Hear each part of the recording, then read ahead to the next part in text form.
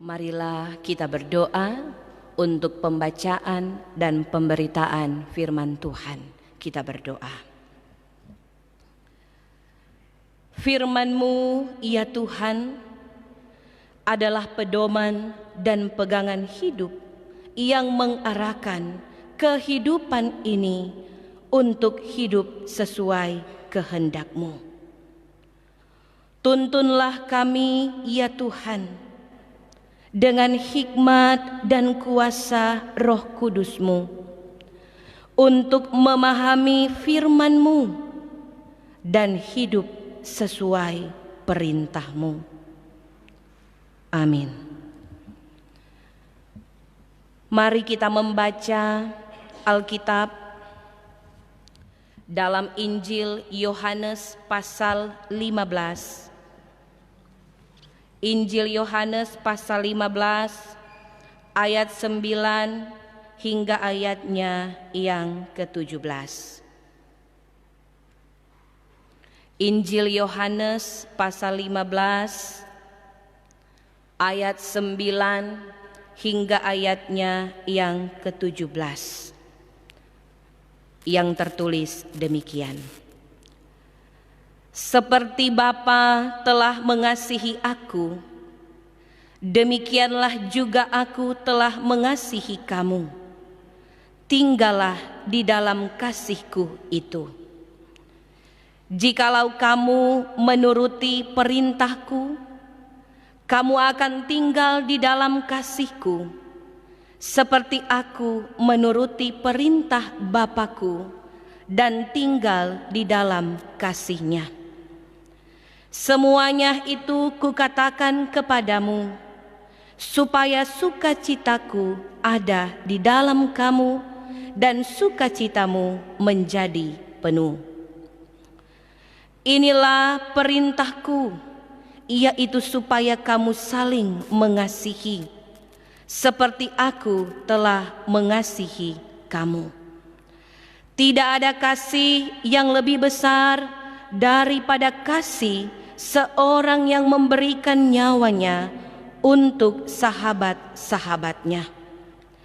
Kamu adalah sahabatku, jikalau kamu berbuat apa yang kuperintahkan kepadamu. Aku tidak menyebut kamu lagi hamba, sebab hamba tidak tahu apa yang diperbuat oleh tuannya. Tetapi aku menyebut kamu sahabat, karena aku telah memberitahukan kepada kamu segala sesuatu yang telah kudengar dari Bapa-Ku. Bukan kamu yang memilih aku, tetapi akulah yang memilih kamu. Dan aku telah menetapkan kamu, supaya kamu pergi dan menghasilkan buah, dan buahmu itu tetap. Supaya apa yang kamu minta kepadanya dalam namaku, diberikannya kepadamu. Inilah perintahku kepadamu, kasihilah seorang akan yang lain. Demikianlah Injil Yohanes pasal 15 ayat 9 hingga ayatnya yang ke-17. Bapak, Ibu, saudara-saudara yang dikasihi dan diberkati oleh Tuhan kita Yesus Kristus, Shalom, damai di hati. Tentu kita semua bersyukur kepada Tuhan. Kita masih boleh menikmati kehidupan, sekalipun di tengah tantangan, masalah, dan pergumulan hidup, termasuk dengan adanya pandemi COVID-19.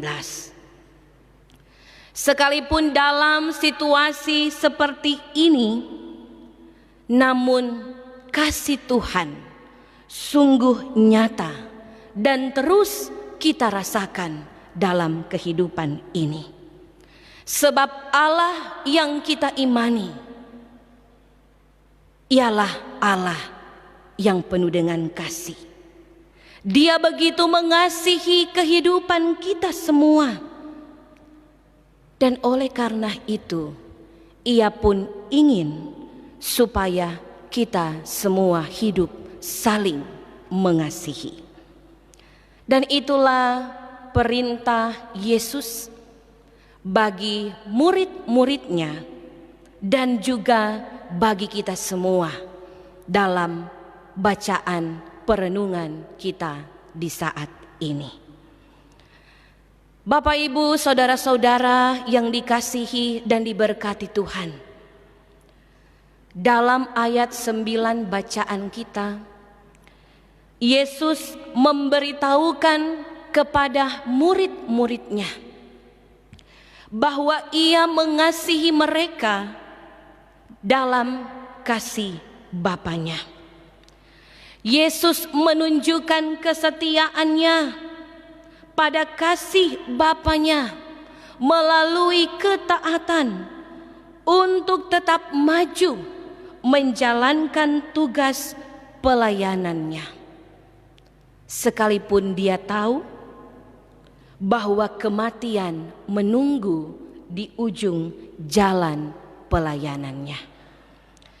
Kasih Bapa yang diterima Yesus diteruskannya kepada para muridnya dengan mengasihi mereka dan berpesan agar para murid tetap setia di dalam kasih mereka kepada Yesus.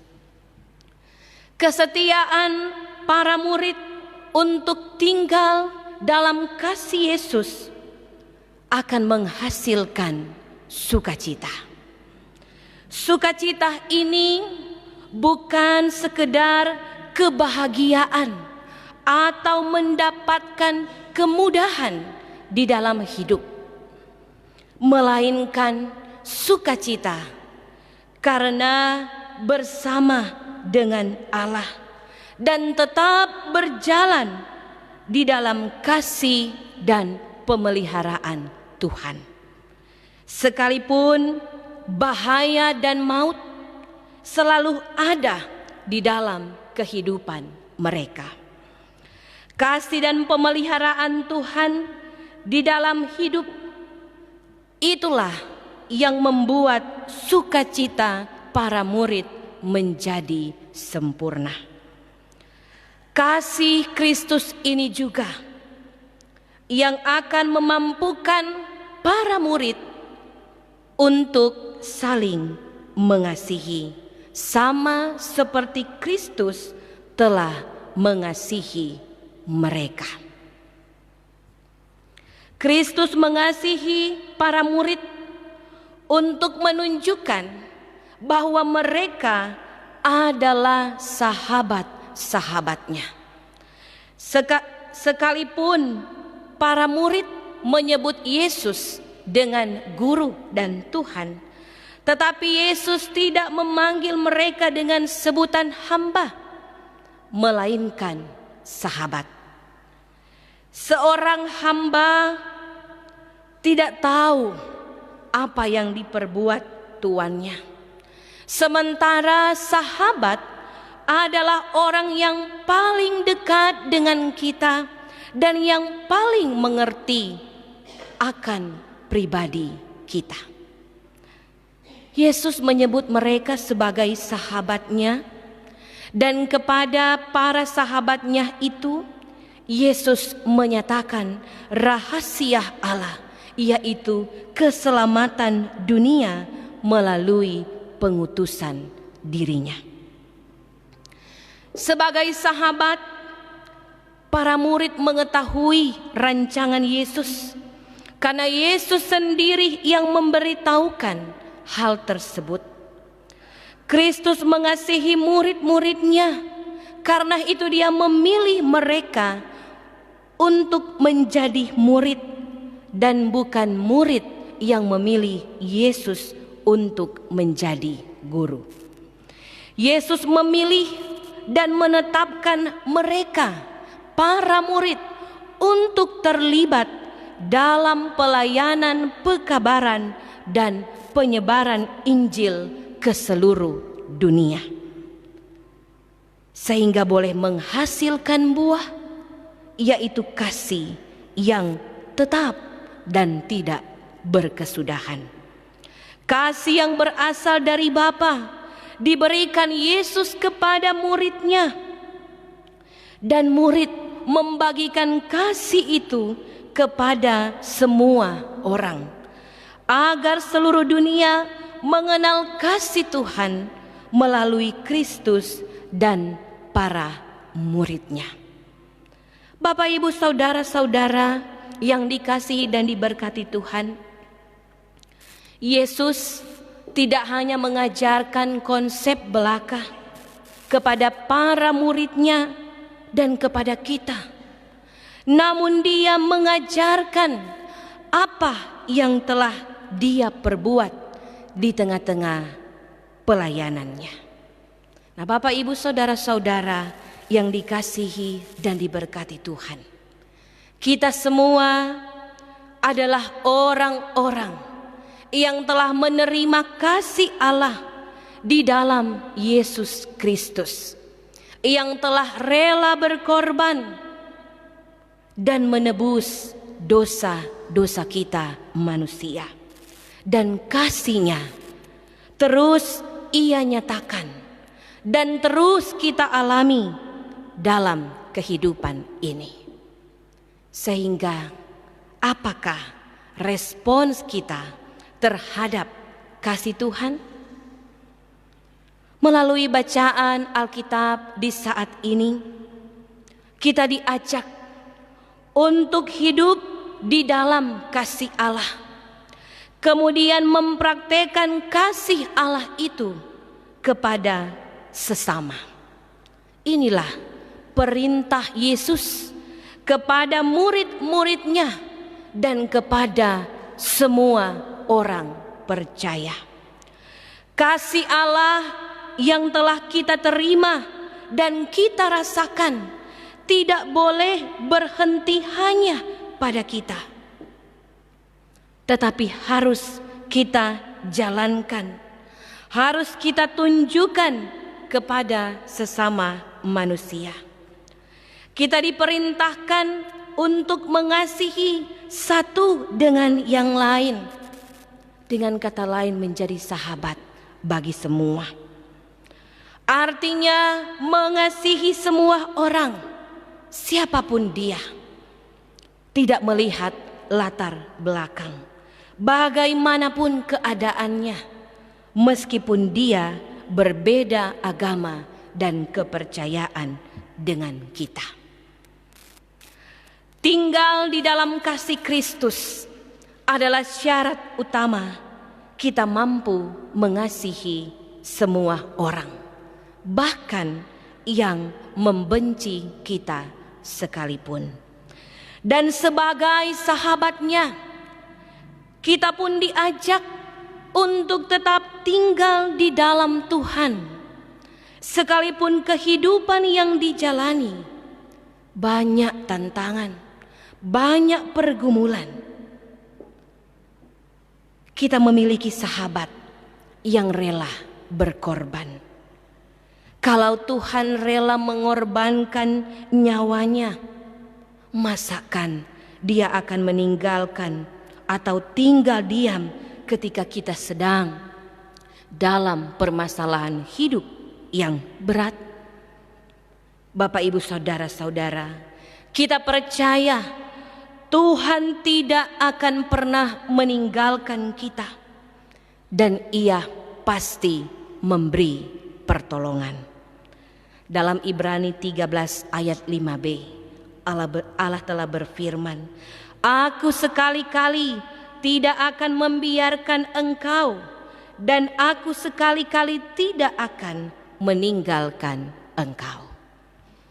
Demikian dengan kondisi kita di saat ini, di tengah pandemi COVID-19. Kita percaya bahwa Tuhan selalu menyertai kehidupan kita. Dan itulah sukacita kita ketika kita tinggal di dalam Tuhan, melekatkan diri di dalam Kristus melalui firman-Nya. Itulah cara kita tinggal di dalam kasih Kristus. Sekalipun di rumah kita masing-masing tetap setia melakukan perintah Tuhan dalam ketaatan dan kesetiaan, beribadah dan hidup saling mengasihi.